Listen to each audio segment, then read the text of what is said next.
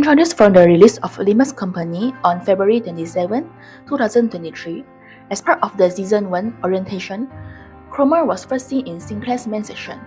The third part, titled Canter 3, The Uncomforting.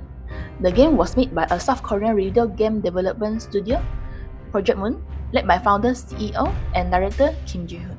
Canter 3, to briefly explain the Limbus world building, is a truly unforgiving world with an extensive, abundant amount of absurd concepts ranging from hyper-capitalism, cosmic horror, and the collective human psyche. This work is extremely in all contexts, and is a rare case of a story with an urban sea fantasy dystopia. While it takes place in a world setting that is simply called the city, there are many districts and singularities, which are all governed by a wing, which all fall under the head and their tables. To briefly, the most fascinating aspect of this setting is how it correlates to abnormal psychology. From this setting alone comes to birth of individuals with unwavering persistence.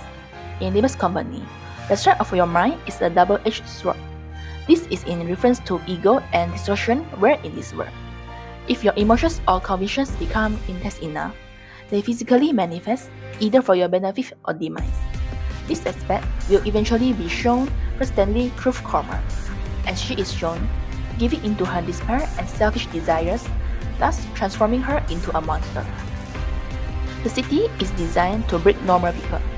Life is so cheap and miserable that not just any person can even survive, let alone achieve success. Thus, an individual may seek to develop a core, a set of personal groups, or an ideology so rigid that it prevents them from collapsing.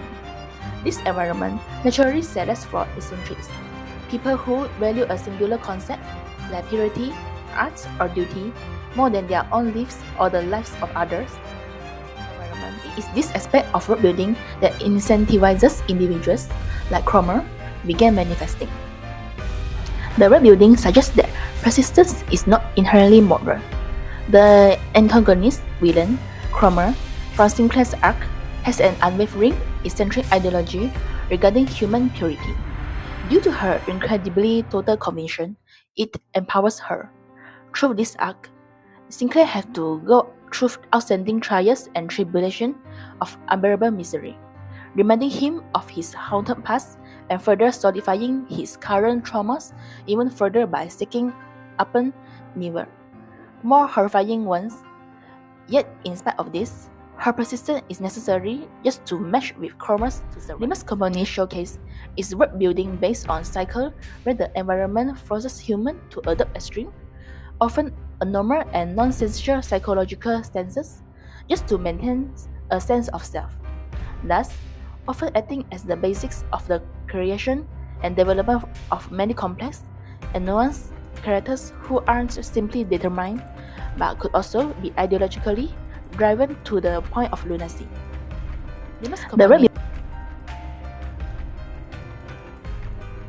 Moving on, in the world of Limbus Company, Chroma represents a radicalized form of techno-based xenophobia. She classifies human beings into pure flesh and impure mechanical, mirroring real-world racial and eugenicist hierarchies.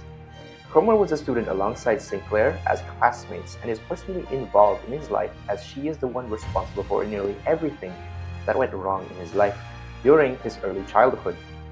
She became enamored with Sinclair after using the N-Corp's singularity, the can experiences, to peer through the future, and saw Sinclair as the perfect ally for her crusade. Additionally, she also simply considered Sinclair important as they had shared values in their disdain towards robotic prosthetics. Chroma's behavior most closely aligns with antisocial personality disorder and narcissistic personality disorder, often colloquially referred to as malignant race narcissism, whilst also showing delusional disorders with religious content, DDRC, in relation to her cultist activity. Moving on to the symptoms and behaviors, the techno-xenophobia, which is declining delusion, while not a real-world medical diagnosis, in the context of Limbus Company, this is a somatic/perceptual delusion. Refers to the sensory disgust, where Chroma experiences a visceral physical reaction to the sound of mechanical parts. She describes the clanging of prosthetics as a sensory violation that screams at her. Her bioessentialist obsession, which is that she has a fetishistic fixation on pure flesh. This is seen in her childhood, where she spent hours staring at biological abnormalities with a look of aesthetic wonder, rather than fear or disgust. Her dehumanization, where she creates a binary world where those with flesh are human and those with prosthetics are heretics or non-living objects. This allows her to commit mass murder without viewing her victims as sentient beings. Her antisocial personality disorder, ASPD, where Cromer exhibits the core callous unemotional traits of ASPD, which is characterized by a complete disregard for social norms and the rights of others. Her predatory grooming, which is her relationship with Sinclair, began with calculated manipulation.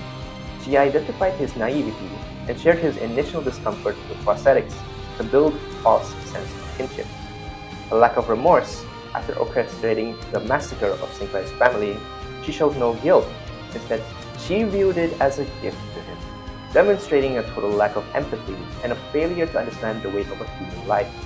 Her deception and calculation, where she showed the basement key incident, where it was a masterclass in antisocial planning. She didn't just want to enter the home of Sinclair. She wanted to involve Sinclair to ensure that he would be psychologically bound to her by shared guilt.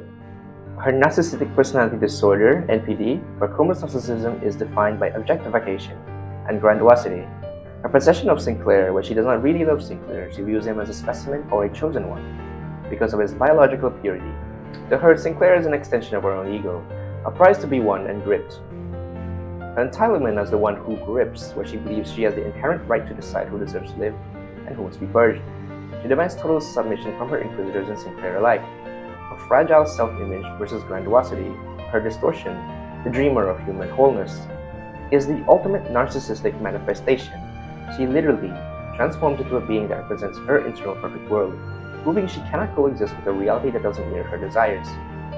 Her malignant narcissism is a severe syndrome that combines NPD with sadism and paranoid traits. Her ego's syntonic sadism, where most criminals would kill for specific goals such as money or power, Cromer specifically kills for pleasure. She laughs during massacres and takes delight in Sinclair's mental breakdown. The pain of others feeds her sense of superiority. Her militant paranoia, where she is constantly on the hunt for heretics. She views the entire world as being poisoned by technology, creating a paranoid auspices the narrative that justifies her extreme violence. A totalitarian control, where she created the Nagel and Hammer Inquisition, specifically to act as an extension of her will, punishing anyone who challenges her pure world. Her delusional disorders with religious content, DDRC, where Cromer frames her bigotry as a sacred mission, turning her obsession into a cult. Her messianic complex, where she views herself as a divine purifier, titled The One Who Grips, is not just a rank, it is a religious station where she believes she is saving humanity from a mechanical sin. Ritualized violence, where the murder of Sinclair's family and the torture of prosthetic users are performed with ritualistic flair. She turns the basement of Sinclair's home into a shrine of flesh, showing that her delusions have completely replaced reality with a private, blood-soaked mythology. Her apocalyptic thinking, where she believes the world must be cleansed by fire and nails to reach a state of wholeness. This is a classic symptom of religious delusions, where the individual believes they are part of a cosmic end-time struggle. The DSM-5 diagnostic criteria were antisocial PD 301.7, or failure to conform to social norms, which is mass murder, deceitfulness, manipulating Sinclair, lack of remorse, indifference to the pain of victims. Narcissistic PD 301.81, grandiose sense of self-importance, preoccupation with fantasies of unlimited power, interpersonally exploitive behavior, lack of empathy, So now I'll be talking about the evidence and accuracy of portray. So under evidence, we have lack of remorse, where Cromer brutally murders Sinclair's entire family and town, using it as a gift to free him from the filth of their prosthetic business. Under manipulation and grooming, she spent years gaslighting Sinclair, making him believe he was complicit in her darkness so he would feel he had no one else to turn to. Also, he could indoctrinate him into her cult. Under grandiosity, she styles herself as the one who grips as a messianic figure who alone understands the truth of humanity.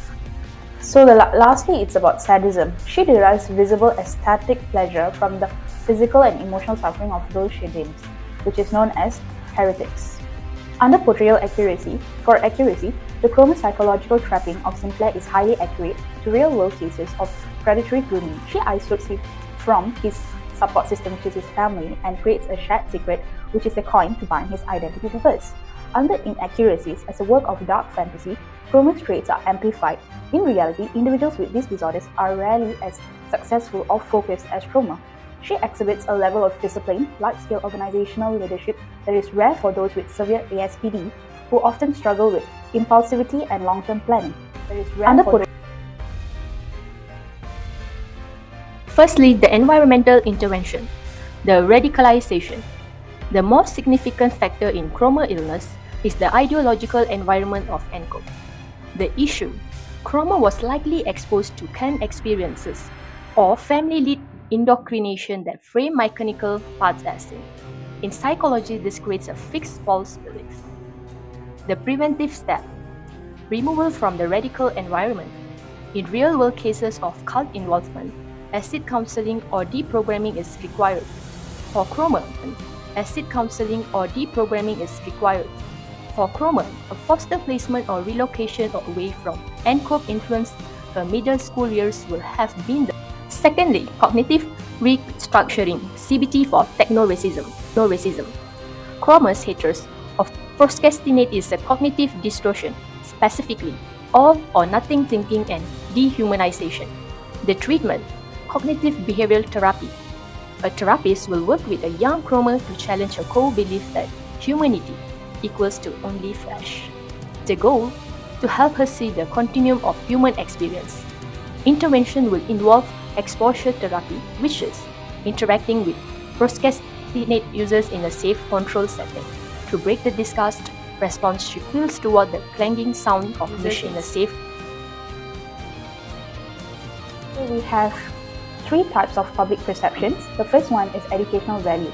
Chroma provides a very clear warning about the mechanics of emotional abuse and grooming, helping the public identify how manipulators use guilt and isolation to control others. Next is recognition of predatory tactics. Her grooming of Sinclair highlights the mechanics of coercive control. It helps the public identify red flags, which is isolation, gaslighting, and false guilt, that are often invisible in real-world abusive relationships.